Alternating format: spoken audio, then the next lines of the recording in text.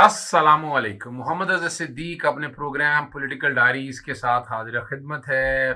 Programme दौरान usually late हो रहे हैं, वक्त की बस करना। वैसे तो मैं यहाँ कोर्ट का काम तो कोई है नहीं, लेकिन फिर भी जब फैमिली लाइफ में आता है तो फिर मसरूफियत उसके मुताबिक रहती है, तो हम एक्सट्रीमली सॉरी कि टाइमली चीज़ें नहीं हो पाती। लेकिन एक बहुत ही अहम इशू है जिस पर गुफ्तगू जिस एंगल से मैं करना चाहता हूँ, ना तो एंकर्स ने ना टीवी चैनल्स ने उस एंगल से ये बात देखी नहीं है। मैं प्रोग्राम चलने आगे चलने से पहले बता देता हूँ कि स्पीकर नेशनल असेंबली का जो खत है ये कंटेम्प्ट ऑफ कोर्ट है, और अपने हाथ से उन्होंने तौहीन अदालत कर दी है। राजा परवेज अशरफ या इल्म की कमी है, जैसे आपको पता है कि अपोजिशन लीडर, चलें पहले मैं साथ साथ दोनों ही का जिक्र कर लेता हूँ। आपको पता है अपोजिशन लीडर राजा परवेज अशरफ ने राजा रियाज को लगाया हुआ है, को हाईकोर्ट से ऑर्डर आए थे, और मैंने यही कराया था कि जो मैंने एतराज़ात उठाए हैं कि ये अपोजिशन लीडर हो नहीं सकते। उस वक्त मेजॉरिटी जो थी पाकिस्तान तहरीक इंसाफ की थी, उसमें से 20 इस्तीफे मंजूर नहीं हुए थे। या तो रेजिग्नेशन इस्तीफे मंजूर हुए होते फिर बात थी, और अल्टीमेटली जो है इनके पास भेजा इन्होंने वही साइक्लो स्टाइल तरीके से, वो जो क्लर्क को बैठे हुए हैं उनसे ऑर्डर लिखा के भेज दिया। मैंने फिर वो चैलेंज किया लाहौर हाई कोर्ट में, उसमें बाकायदा इंटरप्रिटेशन के हवाले से मामला जो है जस्टिस रजा कुरैशी साहब के पास, जस्टिस शाहिद करीम साहब के पास आ गया, और उसमें 2-3 इश्यूज बहुत अहम अटैच हैं। एक तो क्या न्यूमेरिकल स्ट्रेंथ जो है, यानी 20 आदमी 20 सीटें लेकर आप अपोजिशन लीडर बन सकते हैं 173-74 की सीटों के अंदर, ये वाला मैटर है।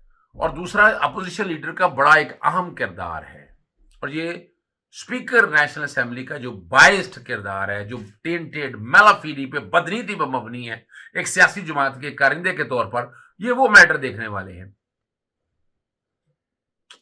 स्पीकर अपोजिशन लीडर कितना अहम है, इलेक्शन कमीशन के मेंबर्स लगाने हो वो मुशावरत के साथ लग रहे हैं। फिर अगर मिसाल के तौर पर आपने केयर टेकर सेटअप आना है तो लीडर ऑफ द हाउस और अपोजिशन लीडर के साथ मुशावरत के साथ आना है। मिस्टर चेयरमैन नैब की तैनाती के हवाले से सवाल उठाए कि वो तो अगर देखा जाए कंसल्टेटिव प्रोसेस तो है ही नहीं, जब एक अनकॉन्स्टिट्यूशन ऑफिस में बंदा बैठा होगा तो वो कैसे आ सकता है। इस पर नोटिस ऑलरेडी जारी हो गए हुए हैं, और इसकी समाअत जो है वो अब इकट्ठे हो रही है। अब जो दूसरी बात मैं अहम कर रहा हूँ कि अब जो कुछ भी मर्जी कह लें, 5 सफ़ों का एक प्रेम पत्र लिखा है उन्होंने, कहानी लिखी है उन्होंने, और इनको अभी याद आया कि जब 27 तारीख को हेयरिंग होनी है, उससे पहले पार्लियामान के अंदर बैठ के जो तकरीर करवाई है बिलावल भुट्टो से या जिन से, वो भी तौहीन अदालत है, और आईने पाकिस्तान आता नहीं है। यानी क्या समझा रहे हैं भाई, कौन सी पार्लियामेंट की सुपरमेसी की बातें हो रही हैं, आइन तोड़ रहे हैं आप क्या? तो आइन क्या, सिंपल लफ्जों में समझा दूं आपको, फिर आता हूं इस खात की तरफ। इलेक्शन होने हैं और इलेक्शन करवाने हैं, वक्त पे या वक्त से पहले में होने हैं, और उसके लिए खर्चा चाहिए इलेक्शन कमीशन को। तो ये कौन होते हैं पार्लियामेंट वाले उसको रिजेक्ट कर देने? आप तो जा रहे हैं यहां से, आपका क्या ताल्लुक इस बात से, आपका क्या कंसर्न इस बात से? और आप पे आईनी और कानूनी जिम्मेदारी है, बाइंडिंग है आपके ऊपर, और आप आइन तोड़ रहे हैं, आर्टिकल 4-5 फिर बाकी। अच्छा, वो अजीब वो गरीब सी कहानी बना के जनाब हमने वो चार्ज अमाउंट है, हम एक्सपोजर अप्रूवल नहीं देंगे। भैया आप कौन हैं, आप क्यों नहीं देंगे? आप हमेशा से सप्लीमेंट्री ग्रांट खर्च होती है, मेट्रो ऑरेंज का प्रोजेक्ट उठाकर देख लें, हजारों प्रोजेक्ट, हजारों ऐसे खर्चे देख लेंगे आप कि जो जब बजट की एनुअल स्टेटमेंट के बाद नहीं आती हैं तो उसके बाद पैसे खर्च होते हैं, तो एनुअल में जाकर उसके आप बजट में आप मंजूर कर लेते हैं। ये रिकॉर्ड की चीज़ें हैं, मैं कोई ऐसी बात नहीं कर रहा जो रिकॉर्ड के हट की हो। आइन और कानून की मंशा जो है वो आप लोगों के सामने रख रहा हूँ कि ये कितना बड़ा खिलवाड़ किया है इन्होंने। वो साहबदार आता है, वो फारसी बनाने की कोशिश करता है, डिफॉल्टर है आज, और देखते हैं कि स्पीकर नेशनल असेंबली क्या करते हैं, यही राजा परवेज अशरफ क्या करते हैं, क्या किया उन्होंने अब तक, डिफॉल्टर हैं वो। آج بھی تعاون قاسمی کے پیسے دینے ہیں، کیا الیکشن کیا الیکشن لگائی ہوئی ہے. بھئی آپ کون ہیں بھائی؟ آپ کو آئین پتہ نہیں، آئین توڑ رہے ہیں. اور آرٹیکل 68 جس سے آپ کو ان کو اندازہ نہیں ججز کے بارے میں جو گفتگو کر رہے ہیں، آپ کو یہ امیونٹی نہیں ہے. وہ جو پریولیج مانگتے ہیں، پھر ایسے ہی مانگتے ہیں جناب پارلیمان کی توہین. کون سے پارلیمان، کون سا آرٹیکل ہے بتا دے ذرا. پارلیمان کی کوئی توہین نہیں ہے. پریولیج ایکٹ پریولیج کا ذکر کیا گیا ہے، لیکن پریولیج ایکٹ ہیک ہوئی نہیں ہے، انڈیا میں بنا ہوا ہے. وہ صرف جو آپ کا جو ممبرز ہیں نا نیشنل اسمبلی یا پروونشل اسمبلی کی، اگر ان کو استحقاق دیا ہوا ہے. اب یہ کانسٹیٹیوشنل آبلیگیشن ہے، آپ آئین توڑ رہے ہیں، پیسے آپ دے نہیں رہے. آپ کون ہوتے ہیں؟ گورنمنٹ اور اسٹیٹ دونوں میں فرق بنے. بات بتاتا ہوں. اسٹیٹ کی ذمہ داری ہے، جو اسٹیٹ کی ذمہ داری پوری نہیں ہو رہی ہے، اس کو پورا کرنا ہے. اس کو پورا آپ نہیں کر رہے ہیں.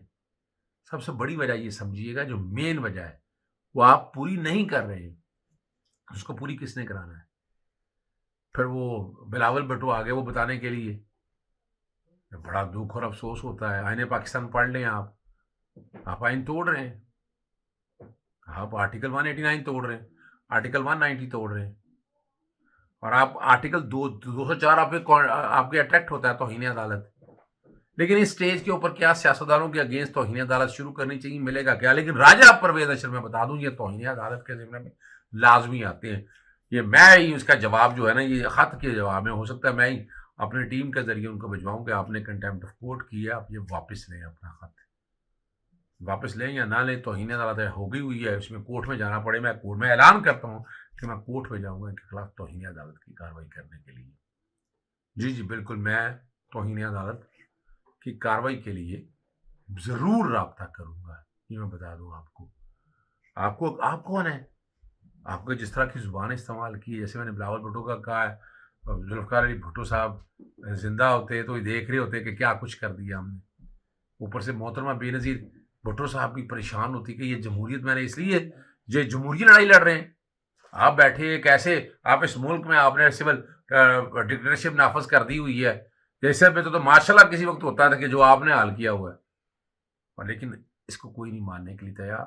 تو یہ 2028 میں جو خواب بنے دیکھ رہے ہیں کہ شاید وزیر اعظم بن جائیں گے، اتنا آسان کام نہیں ہے. اب اس طرح کی جو گفتگو یا ریکارڈ کا حصہ ہے، اس کو کیسے کہیں گے یہ ریکارڈ کا؟ اب چلیں آپ کے سامنے میں وہ جو خط لکھا ہے، وہ جو خود تو لکھا نہیں رہتا، پروفیسر صاحب کو اتنی کہاں انگریزی اتنی اچھی آتی ہوگی اور کہاں وہ آئین اور قانون کی باتیں جانتے ہوں گے.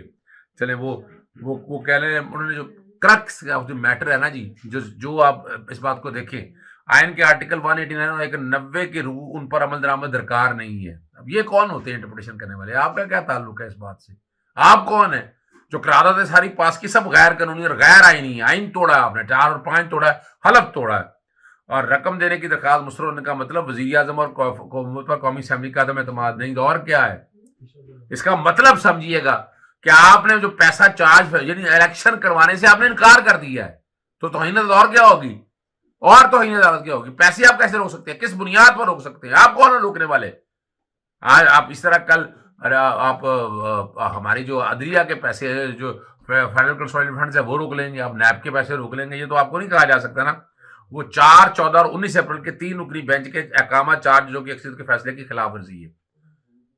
خدا را شرم کریں راجہ پرویز اشر صاحب، آپ نے یہی لکھ کے آپ نے توہین عدالت کمٹ کر لیا. آپ نے یہ بھی فیصلہ ہے سپریم کورٹ کا، اور بڑے بڑے جورسٹ سب نے کہہ دیا ہے، جتنے بڑے بڑے جورسٹ ہیں ایک نے یہ بات کہہ دی ہے کہ فیصلہ جو ہے وہ پہلے میں پھر بتاتا چلوں. 9 رکنی بینچ کا بیٹھا، اس میں سے 2 ججز نے ڈسمس کر دی، 2 نے سو موٹو لینے کا کہا تھا، اور الٹیمیٹلی کہا گیا نیا بینچ نیا بینچ 5 ممبر کا بینچ بچا. 5 میں سے 3 نے بیٹھ کر یہ میجورٹی سے فیصلہ دے دیا، 2 نے ریجیکٹ کر لی. یہ کہاں سے 4-3؟ اور یہ شرم آنی چاہیے جن لوگوں نے اس طرح کا مشورہ دیا ہوا ہے. پہلی تو بات ہے وہ نے پھر ریزولوشن جتنی اس کے اوپر پاس کی ہے سب غیر قانونی اور توہین عدالت ہے. اختیارات کی دستوری تقسیم پر پختہ یقین رکھتے ہیں. عدلیہ کی آزادی کا احترام، کون سی عدلیہ کی آزادی کا احترام کرتے ہیں؟ ذرا زبان اس لفظ سے استعمال کریں. یہاں کیا ہوا ہے؟ ایوان کی رائے آپ کو بتانا چاہتا ہوں کہ رقم کے اجرا پر تنازع قومی مفاد کے لیے نہایت تنازع کہاں؟ آپ کون ہوتے ہیں؟ آپ فیصلہ ہی نہیں کر سکتے.